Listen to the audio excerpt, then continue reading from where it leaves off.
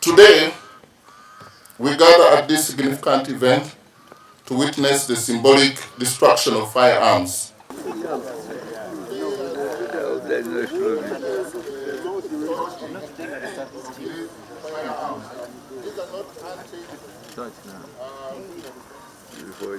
These are new guns.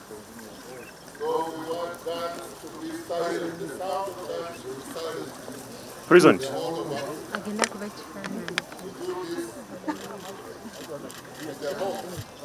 over to stop the violence in this country.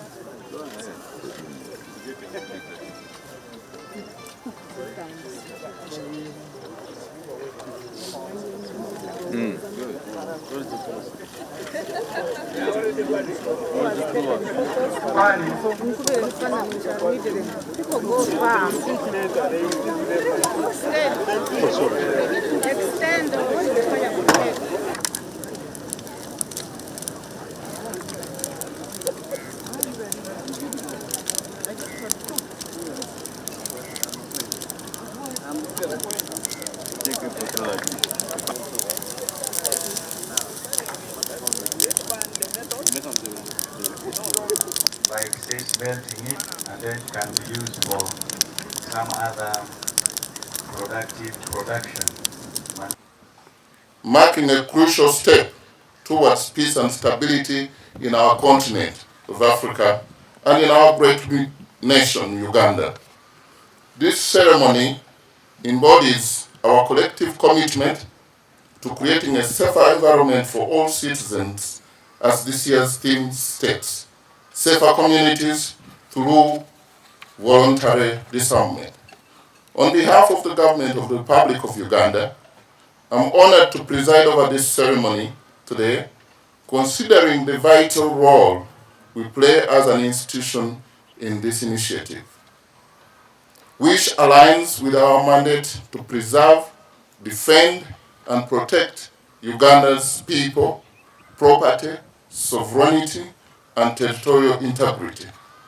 We recognize the importance of disarmament in fostering harmony and understanding between our forces and civilians, especially in the Karamoja region, where successes were registered that have paved the way for the peaceful environment that ushered socio-economic transformation. And as we say this, we recognize the successes of Karamoja. One of the successful commanders who was in Karamoja, the immediate past, is here with us, Major General Don Nabasa. Stand up for recognition. He was too successful, and we appreciate you. Uganda and Karamoja will continue remembering you. The government's commitment to end the proliferation of illicit small arms and light weapons has spread to all players. And I'm happy that the African Union and other partners are together in this journey with us. The symbolic act serves as a powerful message, demonstrating our direction to, one, peaceful building, which encourages culture of peace and nonviolence among our citizens. 2, national security that strengthens our efforts to maintain internal security and stability. 3, regional cooperation by contributing to regional peace initiatives and promoting safer African community. The Amnesty Month helps to collect some of these uncontrolled weapons from civilian possession. And to date, Uganda has destroyed over 140,000, nearly 150,000 pieces of small arms, demobilized over 1,980 tons of unexploded ordnances. And these weapons are major enablers of violence, be it in the form of insurgencies, armed banditry, terrorism, or communal conflicts. For instance, a study conducted by the African Union Commission in 2023 indicates that approximately 90% of the small arms and light weapons are used by terrorists. These scenarios contribute to the disruption of livelihoods and economic activities. I would like to commend the efforts of all stakeholders involved in making this initiative a success.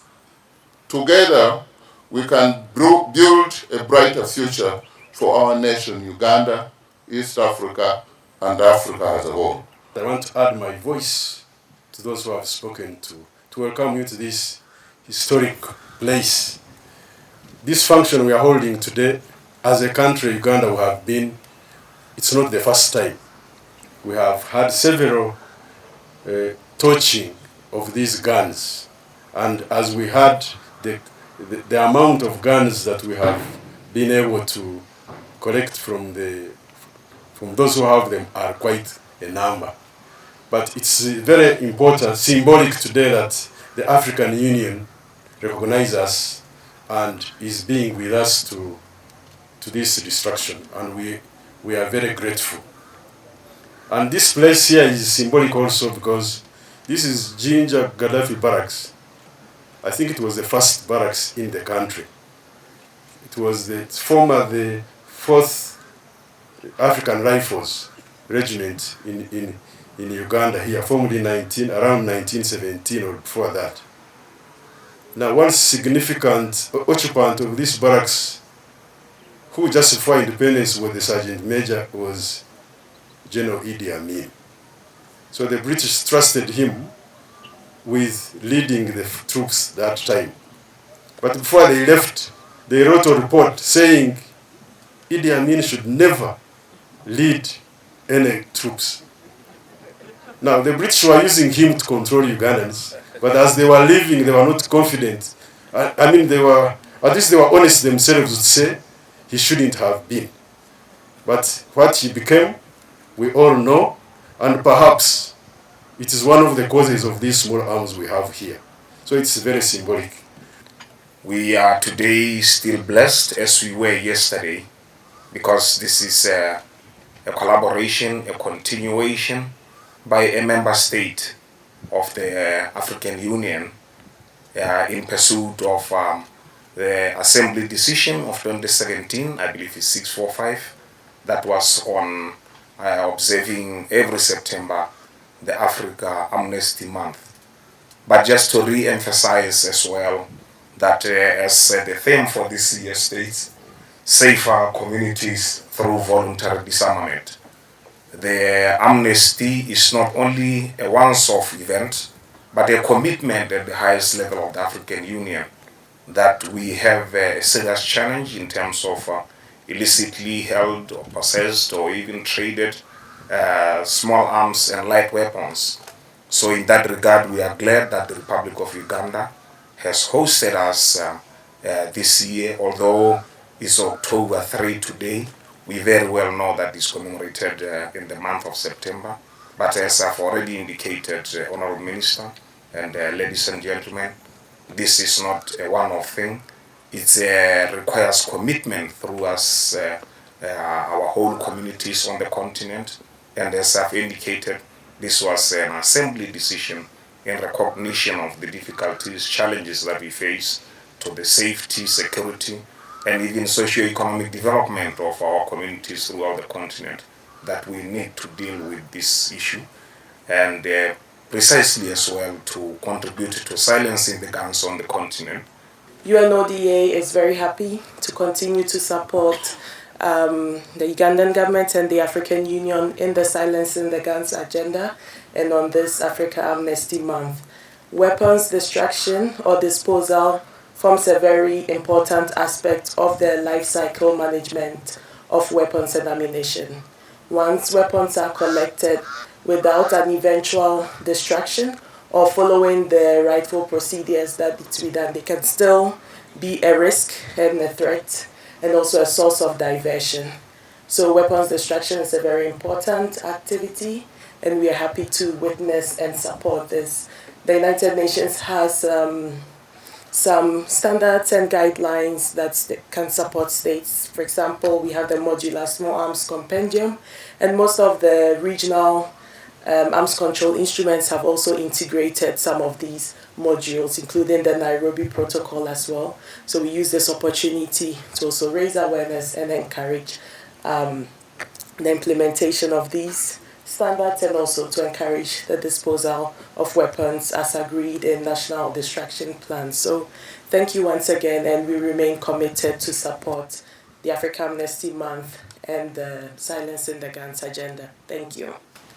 Today's activity follows the launch of the Continental African Amnesty Month that was launched yesterday at Speak Resort Union, held under the theme Safer Communities Through Voluntary Disarmament. This gathering is not only a national milestone but also a continental statement of our shared commitment to peace and security and stability. The government of Uganda, in collaboration with the African Union, has actively participated in the campaign to encourage voluntary surrender of illegal firearms, particularly from rebels and ex-combatants in the northern Uganda. These efforts have strengthened our collective resolve to rid our communities of the tools of violence.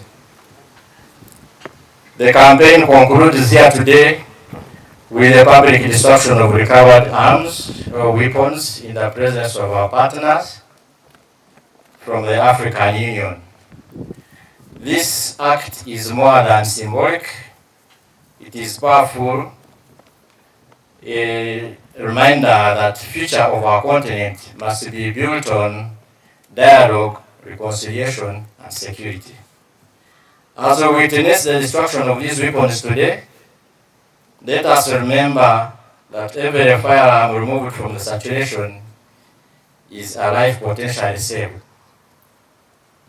A community made safer and a step closer to the Africa we all aspire to, peaceful, secure, and prosperous.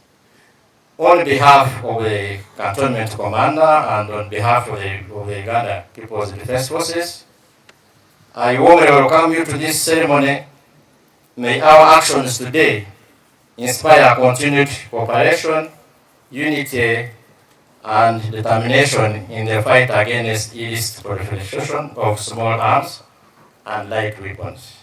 1, 2, 3, we say taxi. Again.